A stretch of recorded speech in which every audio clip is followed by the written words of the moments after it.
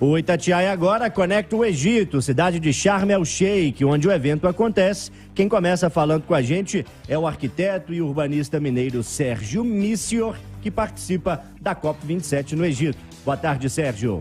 Boa tarde, João Felipe Lolli e Alessandra Mendes e ouvintes da rádio Itatiaia.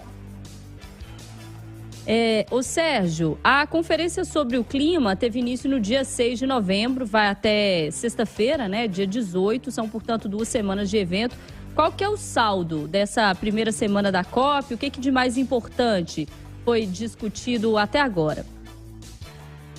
Iniciamos hoje a segunda e última semana dessa importante conferência, que já tratou nos primeiros dias sobre a descarbonização, sobre a ciência, sobre a juventude e as gerações futuras e até mesmo sobre o financiamento climático, uma das pautas mais relevantes nessa conferência, incluindo o conceito de perdas e danos para aquelas populações que já enfrentam as consequências das mudanças climáticas. Para iniciar essa segunda semana, eu lanço mão de um pronunciamento do presidente norte-americano John Biden, que na última sexta-feira afirmou: estamos provando que uma boa política climática é uma boa política econômica. Dessa forma, eu destacaria nesta primeira semana o protagonismo dos governos subnacionais, ou seja, dos estados e dos municípios, que cada vez mais assumem um protagonismo e o engajamento para poder endereçar e implantar a agenda do clima. Marca 1h15 o sinal eletrônico da Itatiaia aqui em Belo Horizonte, são 5 horas a mais no Egito, então são 6h15 por lá. Além do Sérgio, a conversa hoje aqui no Itatiaia agora é em dose dupla, porque ao seu lado, Sérgio, está o secretário executivo de uma organização não governamental que atua junto a países subdesenvolvidos e faz também interlocuções com a ONU, é isso mesmo? Está aqui ao meu lado o Rodrigo Perpétuo, que é secretário executivo do ICLEI América do Sul, que é a entidade internacional que representa os governos subnacionais junto às Nações Unidas. Rodrigo, obrigado por participar dessa nossa conversa e eu gostaria que você compartilhasse com os ouvintes da Itatiaia um pouco das suas impressões da primeira semana e principalmente das expectativas para essa segunda semana e para o encerramento da COP27. Muito bem, Sérgio. Eu acho que nessa primeira semana nós vimos como os estados brasileiros, eu vou citar o exemplo do consórcio dos governadores dos estados da Amazônia brasileira, que tem um pavilhão dedicado a eles, e o governo do estado de Minas Gerais, a secretária Marília Mello está liderando a comitiva do governo do estado de Minas Gerais, tem se preocupado em articular com bancos internacionais como o Banco Mundial, o Banco Interamericano de Desenvolvimento, o Banco Europeu de Investimentos, para que possam trazer recursos dessa COP para apoiar projetos. E projetos que combinem tanto a redução de emissões, portanto, energias renováveis, a transição energética e o acesso à energia, como também a conservação da natureza que contribui para a adaptação, portanto, unidades de conservação, parques e recursos hídricos. Esse é o caminho, os governos subnacionais acessando diretamente recursos internacionais para implementar suas políticas. Vamos aproveitar que o Rodrigo Perpétuo entrou na conversa, saber dele as expectativas para a chegada ao Egito do presidente eleito Luiz Inácio Lula da Silva. Quais que são, Rodrigo, as expectativas por aí? E essa semana também chega o presidente eleito, o presidente Lula, com a sua comitiva, uma presença muito aguardada, porque, na verdade, a presença do presidente Lula significa como o Brasil vai tratar essa questão climática nos próximos 4 anos.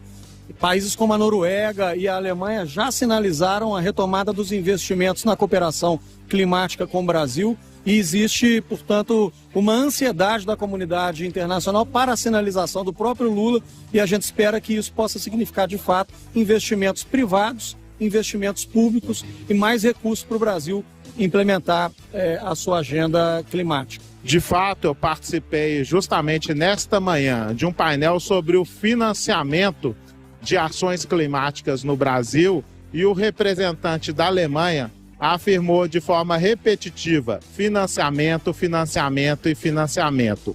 E dentro da perspectiva de uma urgência para que essa ação possa ser implementada e o Brasil possa se comprometer e principalmente implantar, pois essa é a COP chamada a COP da implantação. Então há uma grande expectativa não só em relação aos compromissos, mas especialmente em relação à capacidade de implantar e implementar as ações de mitigação e adaptação. Excelente, Sérgio, Rodrigo, agradeço a vocês pela conexão aí direto do Egito, desejo uma excelente semana. A COP vai até sexta, muita coisa deve acontecer por aí, a gente segue em contato, viu? Bom evento, boa semana para vocês.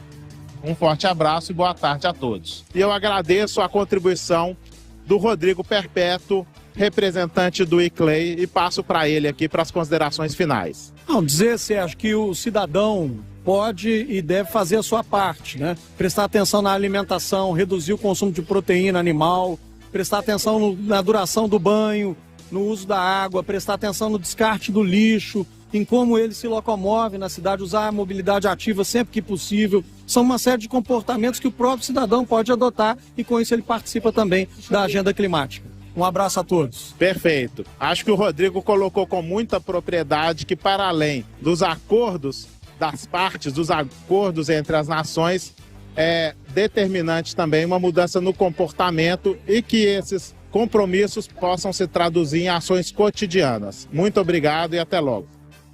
Tá certo, ouvimos aqui no Itatiaia agora o arquiteto mineiro Sérgio Mício e o secretário executivo do ICLEI, Organização Não Governamental Internacional, que promove o desenvolvimento sustentável, Rodrigo Perpétuo. Eles participam no Egito da Conferência das Nações Unidas para o Clima. Entrevista.